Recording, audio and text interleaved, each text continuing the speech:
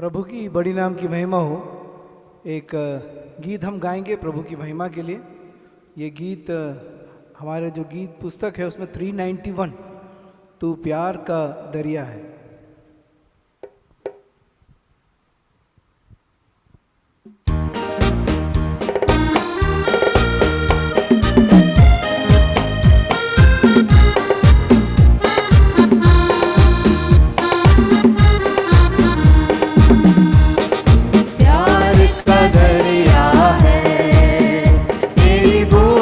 प्यासे हम कहीं बढ़ते कदम नहीं रुकने के, हम तेरे साथ चलेंगे। हम कहीं बढ़ते कदम नहीं रुकने के, हम तेरे साथ चलेंगे। हम तेरी महिमा के गीतों से आकाश को जा देंगे। तेरी महिमा के गीतों से आकाश को जा देंगे। तेरे प्यार के फूलों से वीराने सजा देंगे। तेरी एक खुशी के लिए सह लेंगे हजारों गम। कहीं बढ़ते कदम नहीं रुकने के, हम तेरे साथ चलेंगे। हम कहीं बढ़ते कदम नहीं रुकने के, हम तेरे साथ चलेंगे। हम प्यार का दरिया है, तेरी बूंद के प्यासे हम कहीं बढ़ते कदम नहीं रुकने के, हम तेरे साथ चलेंगे। हम कहीं बढ़ते कदम नहीं रुकने के, हम तेरे साथ चलेंगे। हम आकाश के पक्षी भी तेरे गीत सुनाते हैं। आकाश के पक्षी भी तेरे गीत सुनाते हैं। और चांद सितारे भी तेरी महिमा गाते हैं। ये धरती बजाए साथ और नगमे सुनाए गगन। कहीं बढ़ते कदम नहीं रुकने के, हम तेरे साथ चलेंगे। हम कहीं बढ़ते कदम नहीं रुकने के, हम तेरे साथ चलेंगे। हम प्यार का दरिया है, तेरी बूंद के प्यासे हम कहीं बढ़ते कदम नहीं रुकने के, हम तेरे साथ चलेंगे। हम कहीं बढ़ते कदम नहीं रुकने के, हम तेरे साथ चलेंगे। हम प्यार का दरिया है।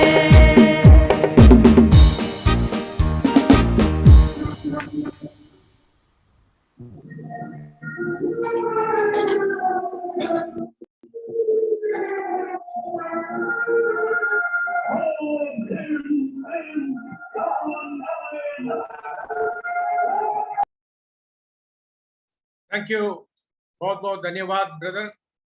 आपने बहुत अच्छा एक गीत, एक सुंदर गीत हमारे लिए सुनाया।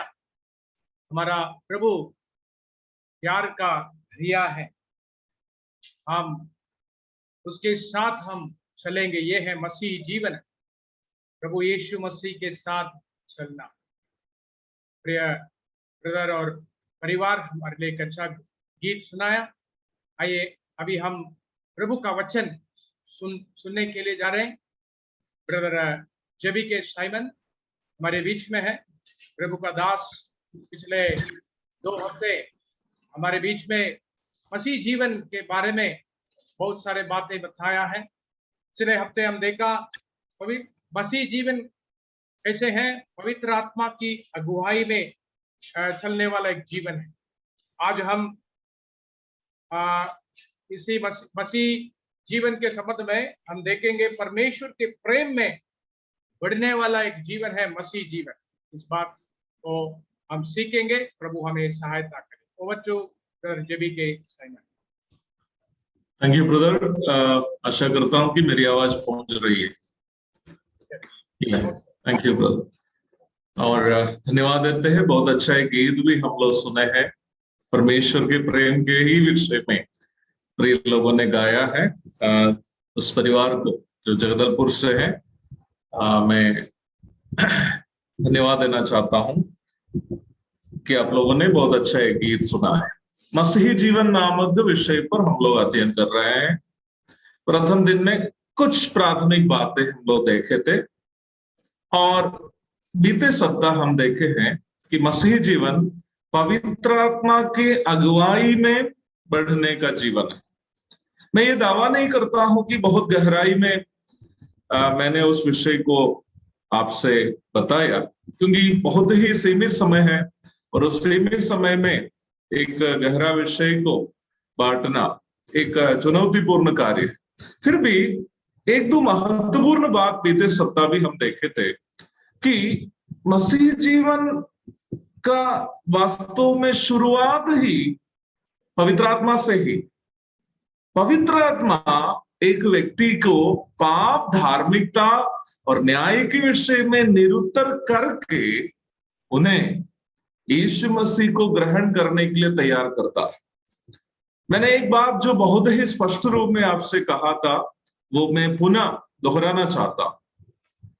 पवित्र आत्मा के द्वारा पाप, धार्मिकता और न्याय के विषय में निरुत्तर हुए बिना कोई भी अन्य कारण से कोई यीशु मसीह में आता हो, बहुत ही स्पष्टता के साथ वचन के आधार पर मैं कहना चाहता हूं कि उसका उद्धार नहीं हुआ। कोई भी व्यक्ति यीशु मसीह को ग्रहण करने का मूल कारण पवित्र आत्मा उसको पाप, धार्मिकता और न्याय के विषय में निरुत्तर करने के द्वारा ही होता।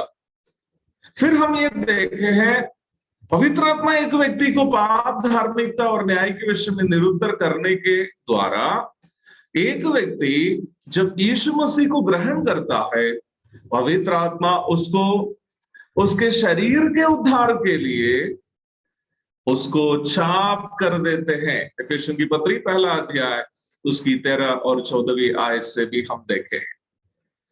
उसके बाद एक और बात हम देखे थे जिस उसे कहते हुए बीते सप्ताह का अध्ययन हम लोग समाप्त किए थे। पवित्र आत्मा ही उस व्यक्ति को यीशु मसीह में बढ़ने के लिए मदद करता। कैसे? रोमियों की पत्री 5 अध्याय की 5वीं आयत से हमने देखा बीते सप्ताह, जब पवित्र आत्मा उसके अंदर आता, एक व्यक्ति यीशु मसीह को ग्रहण करता है, उसके अंदर पवित्र आत्मा आ जाता है। पवित्र आत्मा उसको उसके शरीर के उद्धार के लिए उसको शाप करा देता है। ये सब विषय बीते सप्ताह बोले हुए होने के कारण पुनः मैं बोलना नहीं चाहता। अगर उसे मैं कहने जाऊंगा तो आज जो भी बातें कहने के लिए मैं चाहता हूं उसका समय मुझे नष्ट हो जाएगा। तो पवित्र आत्मा उस व्यक्ति को कैसे यीशु मसीह के पवित्रता में बढ़ने की मदद करता है, बीते सप्ताह हम देखे हैं रोमियों की पत्री 5 अध्याय की 5वीं आयत से कि पवित्र आत्मा उस व्यक्ति के हृदय में, जो व्यक्ति यीशु मसीह को उद्धारकर्ता के रूप में ग्रहण किया, उस व्यक्ति के हृदय में परमेश्वर का प्रेम डालता है। यूनानी बाइबल में उसके लिए इस्तेमाल किया गया शब्द अगापे है। Agape, the gods sacrificial love, the gods unconditional love, परमेश्वर का बेशर्त प्रेम, परमेश्वर का त्यागपूर्ण प्रेम, दैट इज अगापे। परमेश्वर का आत्मा उस व्यक्ति के अंदर उस परमेश्वर का प्रेम को डालता है जो यीशु मसीह को उद्धारकर्ता के रूप में ग्रहण करता है। और यही से आज का सत्र हम शुरू कर रहे हैं। वास्तव में एक नया विषय जैसा आपको लगता है, लेकिन ये नया विषय नहीं है। ये कहने के लिए भी मैंने आपको बता रहा था, बीते सप्ताह हम जहां रुके थे वहीं से ही हम आगे की ओर बढ़ रहे हैं। पवित्र आत्मा की अगुवाई में ही एक व्यक्ति का जीवन आगे की ओर बढ़ता है। लेकिन आज के दिन हम जो सीमित समय में ये देखने जा रहे हैं, पवित्र आत्मा कैसे एक व्यक्ति को परमेश्वर के प्रेम में बढ़ने के लिए मदद करता है। प्यारो, बहुत ही स्पष्ट रूप में मैं आपसे कहना चाहता हूं, वचन के अनुसार मसीही जीवन कभी भी एक सिद्धांत के अनुसार केवल जीना या कुछ जानकारी के अनुसार जीना आदि नहीं है। मैं आपसे ये नहीं बोल रहा हूं मसीही जीवन के लिए जानकारी नहीं चाहिए या मसीही जीवन में सिद्धांत नहीं चाहिए, मैं बात नहीं बोल रहा। हमें जीने का सिद्धांत चाहिए, हमें वचन की जानकारी होनी चाहिए, लेकिन हम ये नहीं कह सकते मसीह जीवन एक सिद्धांत है। हम ये नहीं कह सकते मसीह जीवन एक केवल जानकारी है। फिर मसीह जीवन क्या है? मसीह जीवन यीशु मसीह के साथ एक व्यक्तिगत संबंध है। Christian life is a personal relationship with Jesus Christ. हम जानते हैं किसी भी व्यक्ति के साथ एक व्यक्तिगत संबंध कैसे पैदा होता है। एक व्यक्तिगत संबंध तभी संभव है जब दोनों व्यक्ति के बीच में एक घनिष्ठ प्रेम का संबंध हो। आइए हम एक दो पद को इस परिप्रेक्ष्य में पढ़ते हैं। बहुत ही परिचित आयतें हैं ये सब, खाली मैं आपको दिखाना चाह रहा हूं। यूहन्ना रचित सुसमाचार 14वां अध्याय की 23वीं पद को सबसे पहले पढ़ेंगे। मेरी आशा है अमृतपाल जी हैं आज की सभा में भी। और यूहन्ना रचित सुसमाचार 14 अध्याय उसकी 23वीं आयत। यीशु ने उसको उत्तर दिया, यदि कोई मुझसे प्रेम रखेगा तो वह मेरे वचन को मानेगा, और मेरा पिता उससे प्रेम रखेगा, और हम उसके पास आएंगे और उसके साथ वास करेंगे। मेरे प्रियो, मुझे इसी एक आयत कम से कम 3 घंटा संदेश देने की एक आयत है, लेकिन यहां से केवल एक बात बोलकर मैं आगे बढ़ना चाहता हूं, अन्यथा हमारा मीटिंग 8:30 बजे खत्म नहीं होगा। यीशु मसीह कहता है, यदि कोई मुझसे प्रेम करेगा वो मेरे वचन को मानेगा, और मेरा पिता उसे प्रेम करेगा, हम उसके पास आकर उसके साथ वास करेंगे। देखिए, बहुत ही स्पष्ट रूप में यीशु मसीह कह रहा है, ये एक व्यक्ति और परमेश्वर के बीच का एक रिश्ता है। This is a relationship between God and a person who accepted Jesus Christ. Yeshu Masih और यीशु मसीह को ग्रहण किया हुआ एक व्यक्ति के बीच का ईश्वरीय संबंध है मसीह जीवन। और वो ईश्वरीय संबंध का आधार क्या है? यदि कोई मुझसे प्रेम करेगा। लेकिन पापी मनुष्य कभी भी परमेश्वर का प्रेम नहीं कर पाएगा, क्योंकि पापी को परमेश्वर से संबंध नहीं है। लूका रचित सुसमाचार में लिखा है, पापी की प्रार्थना परमेश्वर नहीं सुनता। जब तक पवित्रता प्राप्त नहीं करेंगे, कोई कदापि परमेश्वर से भेंट नहीं कर सकता है। इब्रानियों की पत्री 12:14, without sanctification no one can see God. तो वो पवित्रता कब हमें मिलता है? जब हम यीशु मसीह को ग्रहण करता है। तो ये आयत लागू उसके साथ होता है जो यीशु मसीह को ग्रहण किया। तो यीशु मसीह कह रहा है, जो मुझसे प्रेम करता है वो मेरे वचन को मानता है। वो प्रेम यीशु मसीह से एक व्यक्ति कैसे कर पाता है? वो बात है रोमी 5:5 में हम पढ़े हैं, परमेश्वर का आत्मा उसके हृदय में क्या करता है? परमेश्वर का प्रेम, अगापे प्रेम डाल देता है।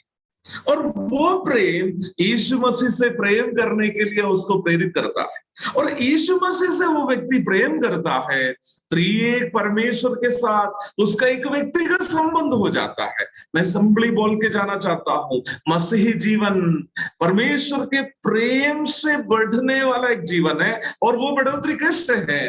परमेश्वर के साथ एक व्यक्तिगत संबंध है। एक दो आयत इसी संबंध में हम फिर पढ़ते हैं। 17 अध्याय की 23 से 24 तक पढ़िएगा। 17वां अध्याय यूहन्ना रचित सुसमाचार 17 अध्याय उसकी 23 और 24। मैं उनमें और तू मुझ में कि वे सिद्ध होकर एक हो जाएं, और संसार जाने कि तू ही ने मुझे भेजा, और जैसा तूने मुझसे प्रेम रखा वैसा ही उनसे प्रेम रखा। हे पिता, मैं चाहता हूं कि जिन्हें तूने मुझे दिया है, जहां मैं हूं वहां वे भी मेरे साथ हों, कि वे जहां मेरी मैं हूं वहां वे भी मेरे साथ रहे। कब संभव है? When there is a personal relationship, जब एक व्यक्तिगत संबंध है। आगे पढ़िए। कि वे मेरी उस महिमा को देखें जो तूने मुझे दी है, क्योंकि तूने जगत की उत्पत्ति से पहले मुझसे प्रेम रखा। अच्छा, उसके बाद एक्सप्लेन करने के लिए टाइम नहीं है। 15वां अध्याय यूहन्ना रचित सुसमाचार 15वां अध्याय 9 से 12 तक। यूहन्ना रचित सुसमाचार 15 अध्याय 9 से 12 तक। जैसा पिता ने मुझसे प्रेम रखा वैसा ही मैंने तुमसे प्रेम रखा। मेरे जैसे प्रेम पिता में ने मुझसे प्रेम रखा, एक सेकंड ब्रदर, जैसे पिता ने मुझसे प्रेम रखा, अर्थात यीशु मसीह कह रहा कि पिता और मेरे साथ एक व्यक्तिगत संबंध है। पिता और there is a personal relationship between father God and son Jesus Christ. और यीशु मसीह बोल रहे वैसे मैं भी तुमसे प्रेम किया। अर्थात यीशु मसीह हमारे साथ एक केवल सैद्धांतिक रिश्ता नहीं बनाना नहीं चाह रहा, जबकि एक व्यक्तिगत संबंध जो परमेश्वर के प्रेम से प्रभावित हो, मेरे और आपके साथ वो बनाना चाहता है। आगे पढ़िए ब्रदर, आगे पढ़िए। वैसा ही मैंने तुमसे प्रेम रखा, मेरे प्रेम में बने रहो। मेरे प्रेम में, अबाइड इन माई लव। यूहन्ना रचित सुसमाचार में मेरे बहुत ही पसंदीदा एक आयत है, अबाइड इन माई लव, मेरे प्रेम में बने रहो।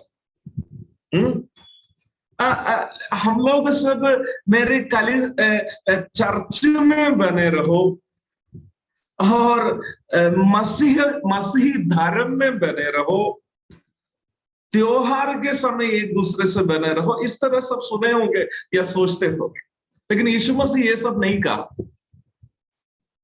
यीशु मसीह क्या कहता है? मेरे प्रेम में बने रहो। तुम मुझसे प्रेम करते हो ना, तो मेरे प्रेम में बने रहो, मेरे प्रेम में बने रहो। यूहन्ना रचित सुसमाचार 15वां अध्याय में यीशु मसीह, आपको शुरुआत से पढ़ के आइएगा, आप ये बात स्पष्ट रूप में देख सकते हैं। यीशु मसीह कहता है तुम मुझ में बने नहीं रहोगे, कोई फल नहीं ला पाओगे।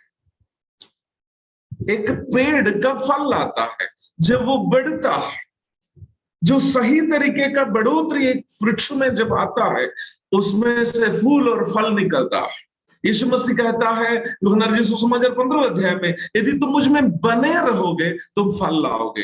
That means the growth of a Christian life depends upon our personal relationship with Jesus Christ. मसीह जीवन की बढ़ोतरी यीशु मसीह के साथ हमारा व्यक्तिगत संबंध कितना घनिष्ठ है, उसी पर निर्भर करता है। अब एक और आयत दिखा करके मैं आगे बढ़ना चाहता हूं। ये सारा कार्य कौन करता है मालूम है? यूहन्ना की पहली पत्री 3 अध्याय उसकी 24वीं आयत पढ़िएगा। यूहन्ना रचित सुसमाचार यूहन्ना की पहली पत्री 3 अध्याय उसकी 24वीं आयत पढ़िएगा। पहला यूहन्ना 3:24, जो उसकी आज्ञाओं को मानता है वह उसमें और वह उनमें बना रहता है, और इसी से अर्थात उस आत्मा से जो उसने हमें दिया है हम जानते हैं कि वह हम में बना रहता है। इस आत्मा से जो उसने हमें दिया है। यीशु मसीह ने कहा मेरा जाना अच्छा है, मैं जब जाऊंगा तो तुम्हारे लिए एक सहायक को दूंगा। ये सहायक करता क्या है? सहायक हमारे अंदर में परमेश्वर का प्रेम डालता है, और ये प्रेम, परमेश्वर का प्रेम मेरे और आपके अंदर में हम जब एहसास करता है, वो एहसास इस बात का प्रमाण है कि हम परमेश्वर के साथ एक व्यक्तिगत संबंध में है। और ये संबंध का आधार, ये संबंध का कारण कौन है? वो पवित्र आत्मा है। कैसे? पवित्र आत्मा ही है जो परमेश्वर का प्रेम हमारे अंदर डालता है।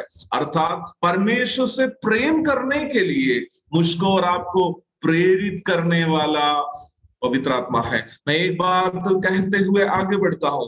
मेरे प्यारो, मसीही जीवन में हम क्या कुछ भी करते हैं, क्या कुछ भी करते हैं, चाहे हमारे दैनिक जीवन हो, चाहे हमारे पारिवारिक जीवन हो, चाहे हमारी सेवकाई हो, अगर परमेश्वर के प्रेम से प्रभावित नहीं हो तो वो परमेश्वर की ओर से नहीं है।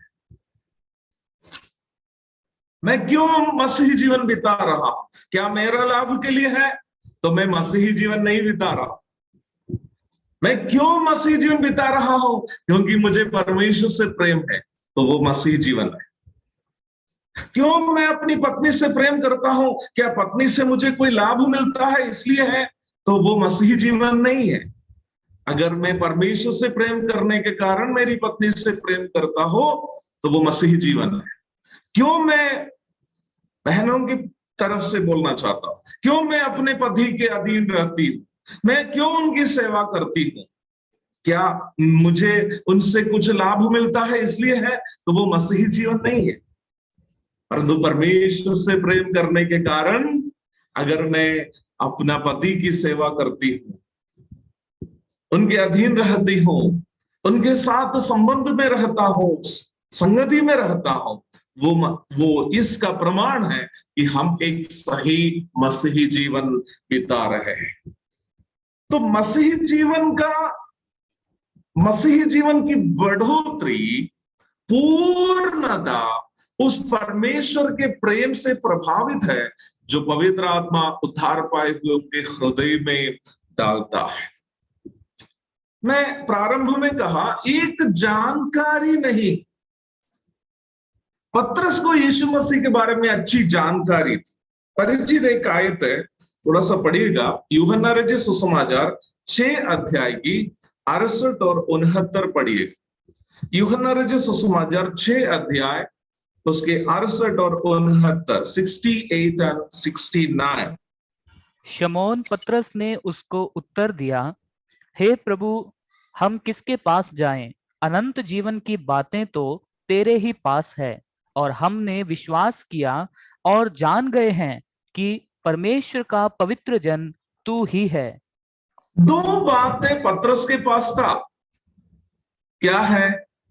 पतरस को विश्वास था, और वो विश्वास का कारण उसकी जानकारी थी। और वो कहता है मैं जाना हूं तू ही क्या है? परमेश्वर का पुत्र मसीह है। उस घटना सब आप लोग जानते ही हो। यीशु मसीह 5 रोटी और 2 मछली से कई लोगों को खिलाया, बहुत सारे लोग उनके पीछे पीछे चलने लगे। बाद में यीशु मसीह ने कहा कि जो मेरे पीछे चलना है उसको मेरा मांस खाना है, मेरा लहू पीना है। बहुत सारे लोग लौटने लगे। तो यीशु मसीह ने पतरस से भी कहा तुम्हें भी जाना है तो जाओ। तो पतरस कहा है नहीं नहीं, ऐसा नहीं हो सकता, क्योंकि मेरे पास एक बड़ी जानकारी है। क्या है वो जानकारी? वो जानकारी है, एक बार और पढ़िए ब्रदर, 68 और 69। शमौन पतरस ने उसको उत्तर दिया, हे प्रभु, हम किसके पास जाएं? अनंत जीवन की बातें तो तेरे ही पास है, और हमने पतरस के पास एक जानकारी पतरस के पास ये था, अनंत जीवन की बातें केवल यीशु मसीह के पास है। आगे, और हमने विश्वास किया और जान गए हैं कि परमेश्वर का पवित्र जन तू ही है। परमेश्वर का पवित्र जन तू ही है, ये हम जाने हैं, विश्वास भी किया। कैसे किया? क्योंकि पतरस एक यहूदी था, न्याय व्यवस्था की जानकारी पहले से था। अर्थात उसके सिनेगोग में बचपन में वो पढ़ाई किए होंगे। एक यहूदी बालक को 13 साल तक सिनेगोग में न्याय व्यवस्था का अध्ययन करना पड़ता और वो दिया। बाद में यीशु मसीह के साथ उनका मुलाकात होने से यीशु मसीह के बारे में उनको ये भी जानकारी मिली कि परमेश्वर का वो पवित्र जन है जो जगत में आने के संबंध में पुराने नियम में भविष्यवाणियां दी गई। लेकिन पतरस का रिश्ता वास्तव में घनिष्ठ नहीं था यीशु मसीह के साथ। इसका क्या प्रमाण है? इसका दो प्रमाण जो हम सब जानते हैं। एक, जब यीशु मसीह पकड़वाया गया था, उन्होंने 3 बार यीशु मसीह का इनकार किया और यहां तक यीशु मसीह मर के जी उठने के बाद भी पतरस क्या किया है, वो अपने पुराना धंधा मछली पकड़ने के लिए जाते हुए यूहन्ना रचित सुसमाचार अंतिम अध्याय में हम देखते हैं। और यूहन्ना रचित सुसमाचार अंतिम अध्याय में आने के समय पर यीशु मसीह उसके साथ एक खास सवाल 3 बार करते हुए हम देखते हैं। हमारे लिए परिचित आए थे, एक बार और हम पुनः पढ़ते हैं। यूहन्ना रचित सुसमाचार 21 अध्याय उसके 15 से 17 तक। यूहन्ना रचित सुसमाचार 21 अध्याय उसके 15 से 17 तक पढ़िएगा। भोजन करने के बाद यीशु ने शमौन पतरस से कहा, हे शमौन, यूहन्ना के पुत्र, क्या तू इनसे बढ़कर मुझसे प्रेम रखता है? उसने उससे कहा, हाँ प्रभु, तू तो जानता है कि मैं तुझसे प्रीति रखता हूँ। उसने उससे कहा, मेरे मेमनों को चरा। उसने फिर दूसरी बार उससे कहा, हे शमौन, यूहन्ना के पुत्र, क्या तू मुझसे प्रेम रखता है? उसने उससे कहा, हाँ प्रभु, तू तो जानता है कि मैं तुझसे प्रीति रखता हूँ। उसने उससे कहा, मेरी भेड़ों की रखवाली कर। उसने तीसरी बार उससे कहा, हे शमौन, यूहन्ना के पुत्र, क्या तू मुझसे प्रीति रखता है? पतरस उदास हुआ कि उसने उससे तीसरी बार ऐसा कहा, क्या तू मुझसे प्रीति रखता है? और उससे कहा, यूनानी बाइबल जब हम लोग पढ़ते हैं, यीशु मसीह का प्रश्न का 3 चरण, प्रेम के विभिन्न चरण को यीशु मसीह उससे पूछ रहा था। उसकी गहराई में भी मैं जाना नहीं चाहता क्योंकि हमारे पास समय नहीं। लेकिन यीशु मसीह के सवाल का सबको समझने वाले जो परिवेश में मैं आपके सामने रखना चाहता हूं। 3 बार यीशु मसीह पतरस से वो सवाल कर रहा है। बाइबल पंडितों का माने तो किसी सवाल का ये था, अर्थ था कि क्या भाई की तरह प्रेम करते हो, मित्र की तरह प्रेम करते हो। परंतु अंतिम सवाल पतरस को उलझा दिया। मैं उस अंतिम बार यीशु मसीह का जो सवाल पर ही आपके ध्यान लाते हुए आगे की ओर बढ़ना चाहता हूं। दोनों बार पतरस ने सकारात्मक जवाब दिया, हाँ प्रभु करता हूं। लेकिन तीसरा बार जब करता है, जब प्रभु ने इस सवाल को किया, तो पतरस कहता है, प्रभु तू जानता। प्रभु तू जानता। प्रभु क्या जानता है? प्रभु क्या जानता है? प्रभु ये जानता था कि पतरस का रिश्ता यीशु मसीह के साथ जितना घनिष्ठ होना चाहिए थे उतना घनिष्ठ नहीं है। कैसे? यीशु मसीह ने प्रेरितों को सिखाया, इससे बड़ा प्रेम नहीं कि कोई मित्र के लिए अपना प्राण भी दे। पतरस के पास उतना घनिष्ठता नहीं था कि वो यीशु मसीह के लिए प्राण दे। पतरस के पास कुछ सैद्धांतिक जानकारी थी, शायद उनको न्याय व्यवस्था से प्राप्त हुई थी। पतरस के पास कुछ अन्य जानकारी थी, शायद यीशु मसीह के साथ 3.5 साल रहने से उनको मिली थी। परंतु पतरस का संबंध यीशु मसीह के साथ उतना घनिष्ठ नहीं हुआ था जिससे वो यीशु मसीह के लिए अपना प्राण दे सके। इसलिए तीसरा बार जब पूछा, पतरस ने कहा, प्रभु आप जानता है मेरा, आप जानते हैं। आज शाम के समय में हमारा इस अध्ययन श्रृंखला के तीसरे सत्र के दरमियान मुझे सुनने वाले प्रभु के संतों से मैं पूछना चाहता हूं, क्या आप केवल एक सिद्धांत को फॉलो करने वाला या एक धर्म के सदस्य के रूप में यीशु मसीह को जानने वाला एक विश्वासी है, या यीशु मसीह के साथ एक व्यक्तिगत संबंध रखने वाला व्यक्ति है? मेरे प्यारों, हमारे पास बाइबल की जानकारी, बाइबल कॉलेजेस का डिग्रीज, अन्य गुण, कई अन्य योग्यताएं होने से अच्छी बात है, लेकिन ultimately what the Lord demands from us, that is a personal relationship with him. Yeshu Masih Patras से यह नहीं कहा, पतरस तुम्हें न्याय व्यवस्था की कितनी जानकारी है, तुम कितने अच्छा से मेरा प्रचार कर सकते हो, तुम कितनी आत्माओं को जीत पाओगे। No such kinds of questions. ऐसा कोई सवाल यीशु मसीह नहीं किया। एक ही सवाल हमारी साधारण यूनानी में नहीं, हिंदी या मलयालम और अंग्रेजी आदि भाषाओं में जब हम लोग पढ़ते हैं, एक ही सवाल को प्रभु ने दोहराया, डू यू लव मी? क्या तुम मुझसे प्रेम करते?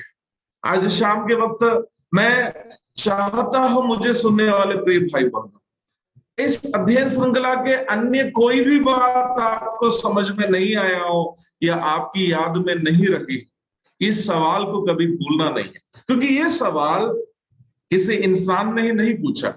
मैं और आप प्रेम करने वाला हमारे प्रभु यीशु मसीह, मैं और आप विश्वास करने वाला हमारा उद्धारकर्ता यीशु मसीह का प्रश्न है।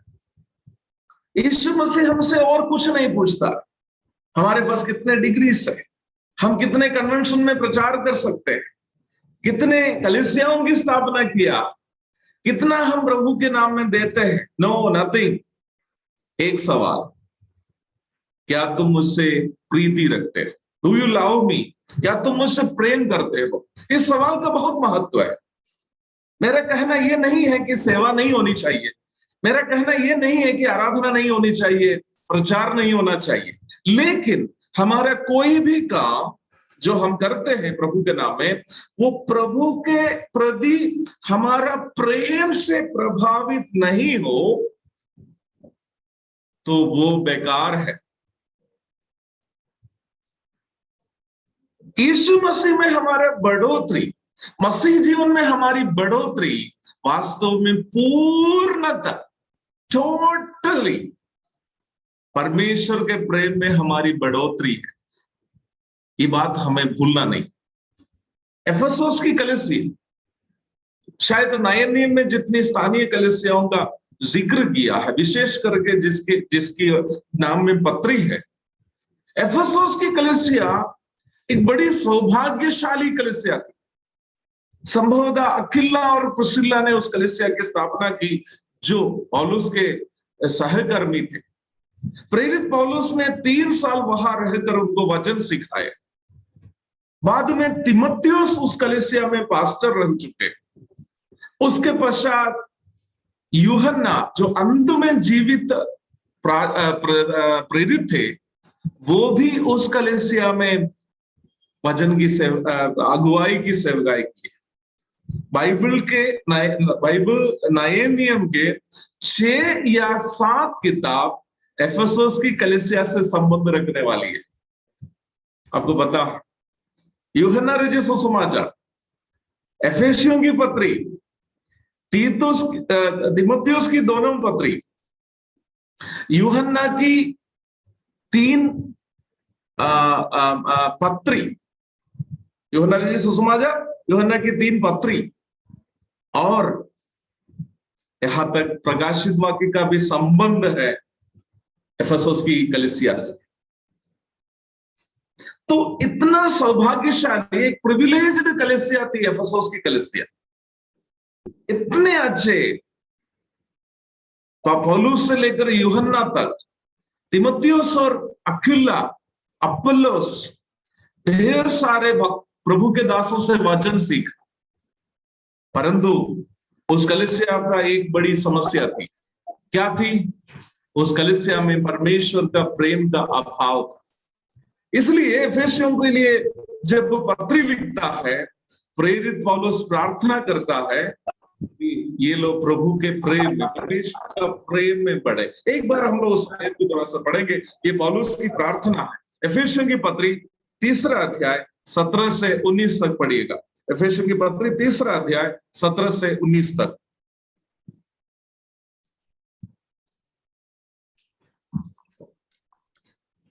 और विश्वास के द्वारा मसीह तुम्हारे हृदय में बसे कि विश्वास के द्वारा मसीह तुम्हारे हृदय में बसे कि तुम प्रेम में जड़ पकड़कर और नेव डालकर सब पवित्र लोगों के साथ भली भांति समझने की शक्ति पाओ कि उसकी चौड़ाई और लंबाई और ऊंचाई और गहराई कितनी है, और मसीह के उस प्रेम को जान सको जो ज्ञान मसीह के उस प्रेम को जान सको। हाँ, जो ज्ञान से परे है, कि तुम हाँ। परमेश्वर की सारी भरपूरी तक परिपूर्ण हो जाओ।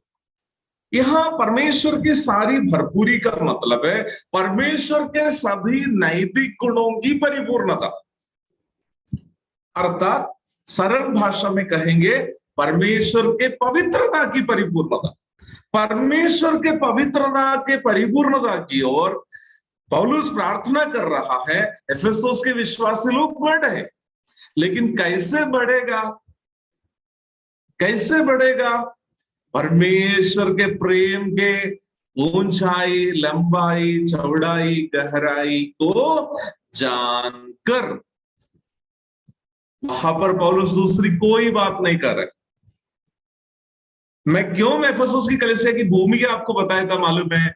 उन लोगों को वचन का ज्ञान की कमी नहीं थी, क्योंकि जितने श्रेष्ठ प्रभु के दासों से एफेसुस की कलीसिया वचन सीखे थे, उतना शायद ही कोई अन्य कलीसिया, शायद यरूशलेम की कलीसिया होगी इसके मुकाबला में प्रेरितों से शिक्षा पाए होंगे। यरूशलेम की कलीसिया छोड़ेंगे, यरूशलेम की जो प्रथम कलीसिया को छोड़ेंगे, एफेसुस की कलीसिया जितने बड़े प्रभु के दासों से, पौलुस, तीतुस, यूहन्ना आदि लोगों से वचन सीखा, वैसे किसी ने नहीं सीखा। लेकिन प्रकाशित वाक्य 2 अध्याय में भी यीशु मसीह उनके विषय में ये शिकायत करते हुए हम देखते हैं, तुमने पहला सा प्रेम छोड़ दिया। जिस दिन तुमने उद्धार पाया था, पवित्र आत्मा ने तुम्हारे हृदय में जो परमेश्वर का प्रेम डाला था, उस प्रेम तुमने छोड़ दिया है। इसलिए उनके बीच में झूठी झूठी शिक्षा घुस गई है, आपस में प्रेम नहीं रहा, झगड़ा, झंझट, और वे लोग सांसारिकता से प्रेम करने वाले बन गए। इसलिए पौलुस प्रार्थना कर रहा है कि तुम परमेश्वर का प्रेम को जानो, उसकी लंबाई को जानो, उसकी ऊंचाई को जानो, उसकी चौड़ाई को जानो, उसकी गहराई को जानो, ताकि तुम परमेश्वर के सारे परिपूर्णता में बढ़ सकते हैं। अरे प्यारो, यही बात मैं आज शाम में आपके सामने रखना चाहता हूं। मसीही जीवन की बढ़ोतरी ये नहीं है कि मैं कितनी कलीसिया स्थापना की, मैं दूसरे को, मैं अपने आप को रख के बोलना चाहता हूं, मैं बहुत बड़ा एक प्रभु के दास नहीं हूं, छोटी छोटी सेवा करने वाला एक व्यक्ति हूं। एक छोटी सी कलीसिया है, कुछ अंडर प्रिविलेज्ड बच्चों को भी मैं देखरेख करता हूं या बाइबल स्कूल चलाता हूं। लेकिन मैं आपसे कहना चाहता हूं, आप शायद सोचते होंगे इससे जेबी भाई बहुत अच्छा मसीही भाई है, लेकिन परमेश्वर मुझे देखूंगा ना, इस पे नहीं मार्क डालेगा। आप बाइबल स्कूल चलाया 10 में 8 मार्क, ऑर्फनेज चलाया 10 में 9 मार्क, कलीसिया की स्थापना किया 10 में 10 mark. No no no, never, don't be in dissipation.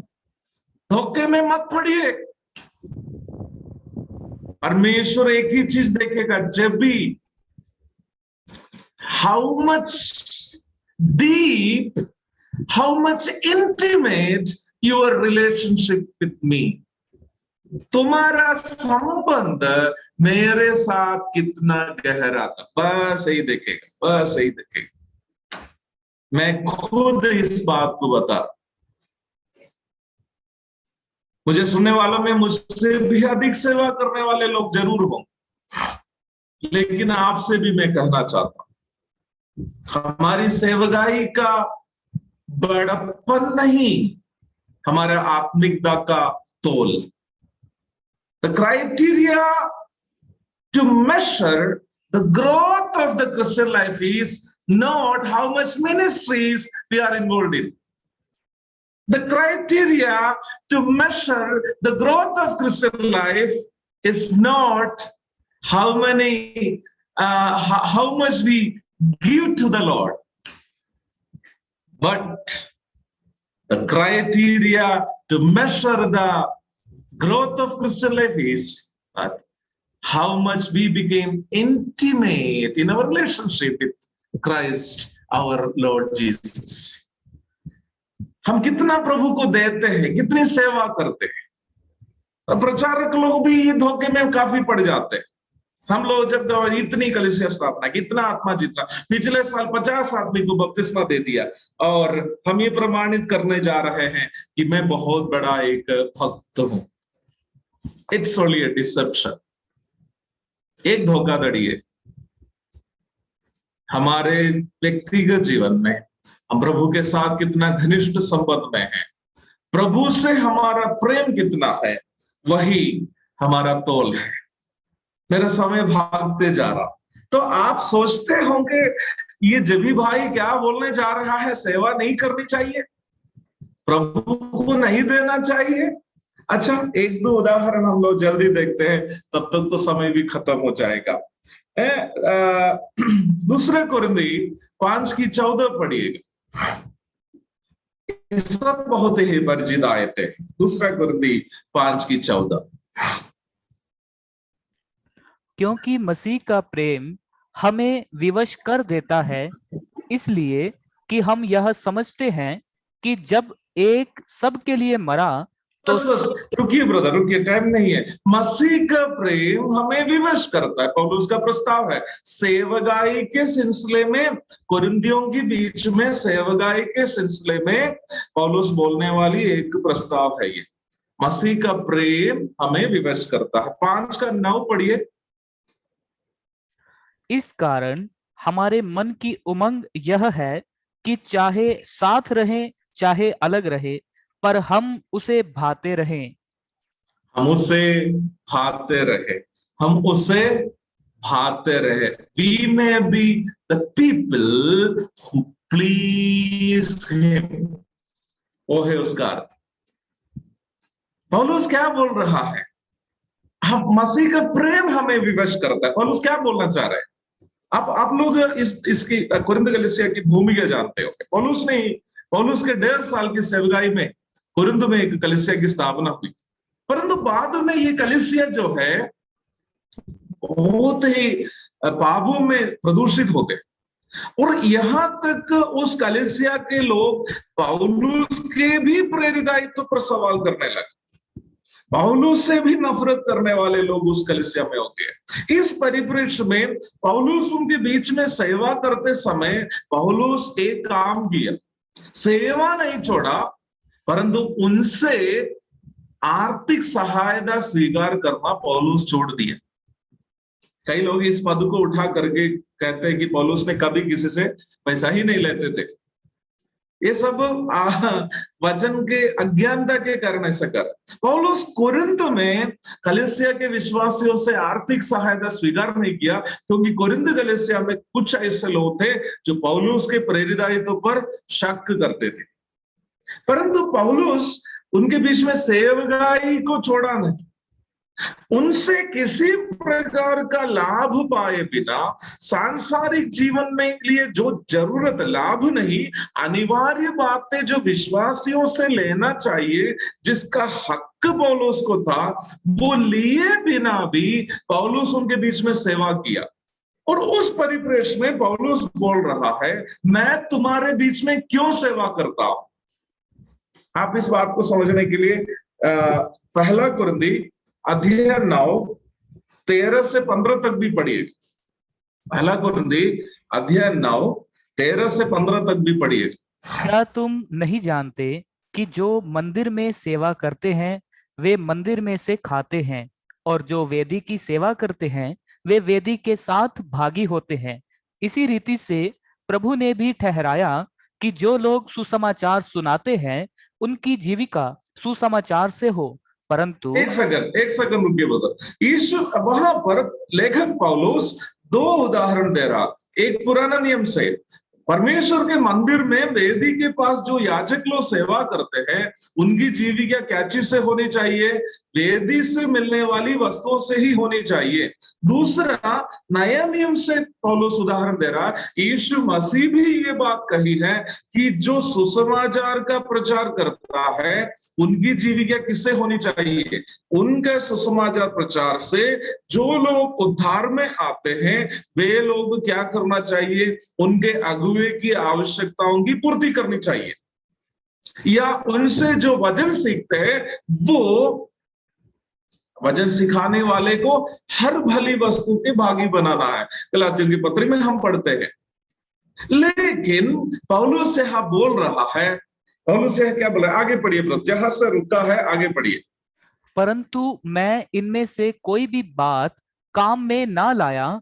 Yes, पौलुस बोल रहा है पुराने नियम के अनुसार भी हो या यीशु मसीह के आदेश के अनुसार भी हो, कुरिन्थ कलीसिया के विश्वासियों से आर्थिक सहायता स्वीकार करने का हक पौलुस को था, परंतु उस कलीसिया के सदस्यों के रवैया के कारण पौलुस ने उस कलीसिया के विश्वासियों से आर्थिक सहायता स्वीकार नहीं किया। लेकिन सेवकाई नहीं छोड़ा। आर्थिक सहायता नहीं मिलने के कारण या कलीसिया के लोग प्रेम नहीं करने के कारण वो सेवा नहीं छोड़ी। और फिर क्या किया है? अब इस परिप्रेक्ष्य में एक बार और 2 कुरिन्थी 5:14 का शुरुआत पढ़िएगा। क्योंकि मसीह का प्रेम हमें विवश कर देता है। एग्जैक्टली, बस फिर मैं सेवा क्यों करता? क्या इस सेवकाई से मुझे लाभ मिलता है इसलिए? क्या इस सेवकाई से मुझे सम्मान मिलता है इसलिए? इस सेवा में रहने से बड़ी सुरक्षा है, मेरे पत्नी बच्चे बीमार हो जाएंगे तो मुझे चिंता करने की आवश्यकता नहीं, मेरे लिए सारी सुविधा है, इसलिए नहीं। मैं सेवा क्यों करता हूं? मसीह का प्रेम मुझे विवश करता है। प्यारो, मैंने इसके ठीक पहले जो बातें बताई उसको इसी के साथ आप जोड़ के समझिएगा। मेरा कहना ये नहीं था कि हमें सेवा नहीं करनी चाहिए, मेरा कहना ये नहीं है मुझे प्रभु को नहीं देना चाहिए, मेरा कहना ये नहीं है हमें प्रभु की आराधना नहीं करनी चाहिए, केवल एक रिश्ता बनाकर रखना है। मेरा कहना यह है कि हम सेवा करें, उनकी आराधना करें, प्रभु को दे, कलीसिया की स्थापना करे, कलीसिया को सिखाए, कुछ भी करे, उसके पीछे ऐसे करने के लिए हमें प्रेरित करने वाली बात, अगर इस प्रभु के प्रति हमारा प्रेम नहीं हो तो हमारा सारा काम बेकार होगा, प्रभु उससे कभी प्रसन्न नहीं होगा। अगर सेवा से मिलने का लाभ के कारण हम यदि करता हूं, सम्मान के कारण करता हो, और मैं ये भी कहना चाहता हूं हम प्रभु को देते हैं, ज्यादातर लोग प्रभु को कैसे देते हैं? कैसे देते हैं? पास्टर लोग भी बहुत चालाक होते हैं, प्रभु को वो लोग जुआ खिलवाते हैं विश्वासियों से। कैसे? 100 रखोगे तो 1000 मिलेगा, 1000 रखोगे तो 10,000 मिलेगा, 10,000 रखोगे 1,00,000 मिलेगा। कलीसिया में जुआ खिलवाता है कई। लेकिन मैं आपसे कहना चाहता हूं, प्रभु हमारे अनुदान से कब प्रसन्न होगा? जब हम प्रभु से प्रेम करने के कारण दान करते हैं। क्यों विधवा की 2 सिक्के को प्रभु ने प्रशंसा किया? वहां तो हजारों लाखों रुपये कई यहूदी डाले थे। कैसे डाले? न्याय व्यवस्था के विधि के अनुसार वे लोगों ने दशमांश डाला हुआ।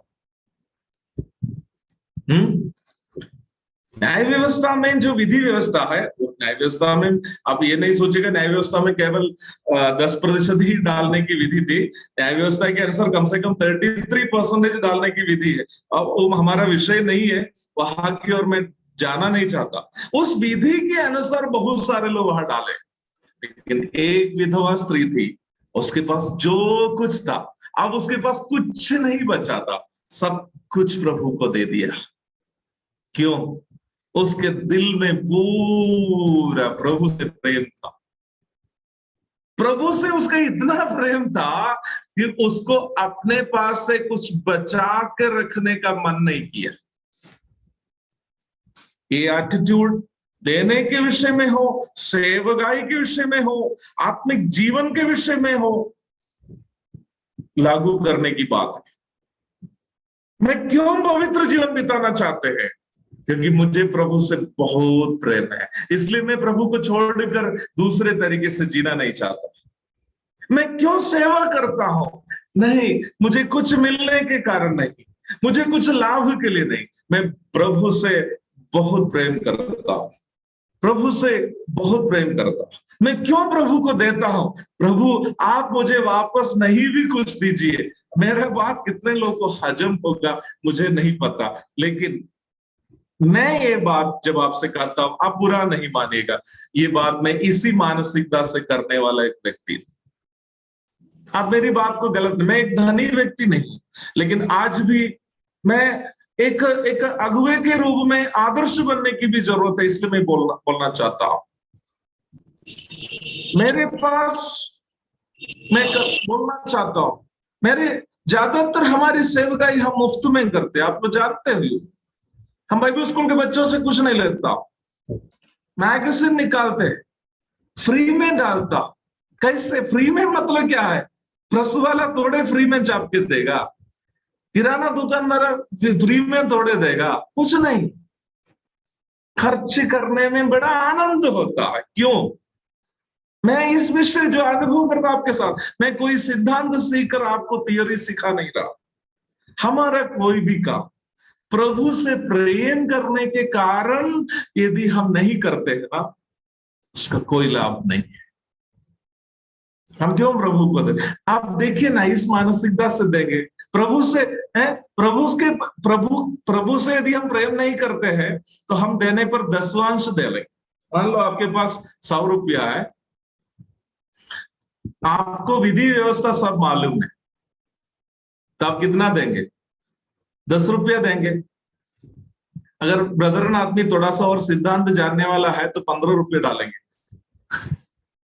लेकिन अगर प्रभु से प्रेम करने के कारण आप डालेंगे तो पूरे 100 रुपये डालेंगे, क्योंकि आपका प्रभु से 100% प्रेम है ना।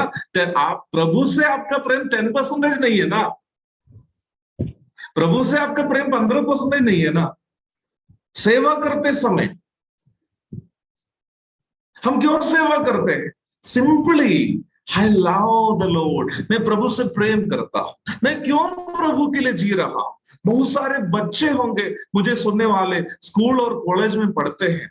वर्तमान समय में बहुत कठिन बात है, मेरे छोटे बच्चे भी जो है बड़े दुख के साथ मुझे बोलना पड़ता है। वो लोग एक कैथोलिक स्कूल में पढ़ते हैं, उसके बावजूद भी कई बार यहाँ तक 5-6 क्लास में पढ़ने के समय से लेकर के वे लोग एक मसीही होने के कारण कई प्रकार के सताव को सह रहा है। कैसे आप सहेंगे जब अन्य बच्चे करने वाले कई बुराइयों में आप जब साथ नहीं देते हैं? वो आपको सताएंगे, आप निराश हो जाने की संभावना है। लेकिन प्रार्थना कीजिए, प्रभु आपका प्रेम से मुझे भर दीजिए, आपका प्रेम से मुझे भर दीजिए, ताकि मुझे सताव सहने में आनंद हो जाए। मुझे सताव सहने में, आइए बहुत ही प्यारे कुछ आयतों को पढ़ते हैं। रोमियो की पत्री 8 अध्याय 35 से 39 तक जल्दी पढ़ते हैं। रोमियो की पत्री 8 अध्याय उसकी 35 से 39 तक। कौन हमको मसीह के प्रेम से अलग करेगा? क्या संकट, क्या कलेश, या संकट, या उपद्रव, या अकाल, या नंगाई, या जोखिम या तलवार, जैसा लिखा है, तेरे लिए हम दिन भर घात किए जाते हैं, हम वध होने वाली भेड़ों के समान गिने गए हैं। परंतु इन सब बातों में हम उसके द्वारा जिसने हमसे प्रेम किया है जयवंत से भी बढ़कर हैं। क्योंकि मैं निश्चय जानता हूं कि ना मृत्यु, ना जीवन, ना स्वर्गदूत, ना प्रधानताएं, ना वर्तमान, ना भविष्य, ना सामर्थ्य, ना ऊंचाई, ना गहराई और ना कोई और सृष्टि हमें परमेश्वर के प्रेम से जो हमारे प्रभु मसीह यीशु में है अलग कर सकेगी। रोमियो की पत्री 8 अध्याय से आप पढ़ रहे थे। रोमियो की पत्री 8 अध्याय के विषय क्या है, हम पिछले सप्ताह मनन किए थे। जब एक व्यक्ति उद्धार प्राप्त करता है, उसके हृदय में पवित्र आत्मा आके करने वाले कार्यों को ही रोमियो की पत्री 8 अध्याय में हम पढ़ते हैं। उसी अध्याय के अंतिम भाग में आने के समय पर पौलुस कहता है, कौन मुझे मसीह का प्रेम से अलग कर सकता है। पहली शताब्दी में रोम साम्राज्य के अलग अलग हिस्से में रहने वाले मसीही लोग काफी सताव को सहे। आज भी मैं एक वीडियो देख रहा था, उस वीडियो में ऐसा दिखाया जा रहा था, रोम के कोलोसियम में जंगली जानवरों के, शेर बाघ जैसे खतरनाक जंगली जानवरों के सामने मसीहियों को डाल देते थे। केवल मसीही होने के कारण उनको डाल देते थे। पहले एक पिता को वहां डाल दिया, वो अपने पत्नी और बच्चे को, छोटा दूध पीने वाले बच्चे को चुम्मा दे करके वो चले जाता है वो शेर के सामने। शेर उसको उसकी पत्नी और बच्चे के सामने फाड़ देता है। तत्पश्चात उस मां को, जिसके हाथ में दूध पीने वाला बच्चा है, उसको भी फेंक देता है। वो शेर जो है निर्दयता से आकर के उस मां के हाथ से दूध पीने वाला बच्चे को छीन कर ले जाता है।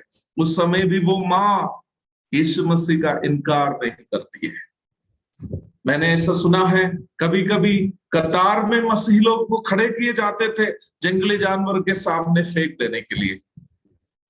शाम होने के समय में जो बचे हुए लोग हैं उनको वापस सेल में लौटा देते हैं।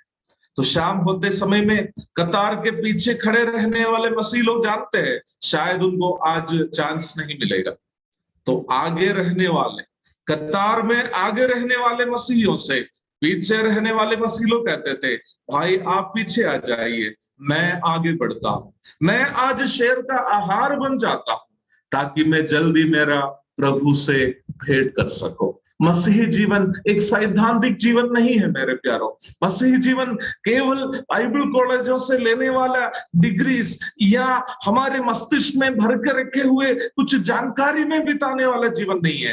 This is a personal relationship with Jesus Christ. Yeshu Masih के साथ एक व्यक्तिगत संबंध का जीवन है।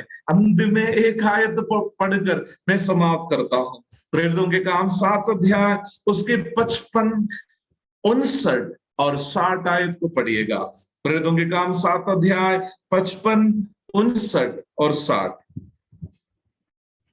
प्रेरितों के काम 7 यस 55 आयत। परंतु उसने पवित्र आत्मा से परिपूर्ण होकर स्वर्ग की ओर देखा और परमेश्वर की महिमा को और यीशु को परमेश्वर के दाहिनी ओर खड़ा हुआ देखकर कहा, देखो मैं स्वर्ग को खुला हुआ और मनुष्य के। ब्रदर एक सेकंड, हमारे लिए बहुत ही परिचित आयत है, स्तिफानोस, पहला मसीही शहीद। हम वहां क्या देख रहे हैं? स्तिफानोस को वहां पर खड़ा किया हुआ है। वहां पे क्या, वो पवित्र आत्मा से भर गया। पवित्र आत्मा से भरने का सिंपल मीनिंग क्या है? What is the meaning of filling with the holy spirit? It's a simple meaning is filling with the love of God. क्योंकि रोमी 5:5 में हम क्या पढ़ते हैं? पवित्र आत्मा क्या डालता है?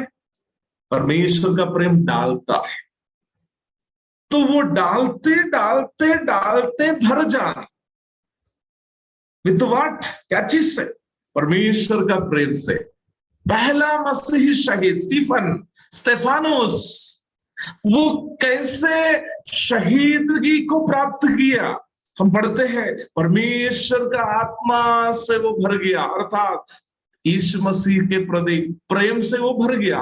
वो प्रेम का ताकत इतना था कि यीशु मसीह ने स्वर्ग खोल करके उनको दर्शन दिया। बेटा आ जाओ, मैं यहाँ खड़ा हूं, जिससे तुम प्रेम करते हो बिना देखे, मैं यहाँ खड़ा हूं।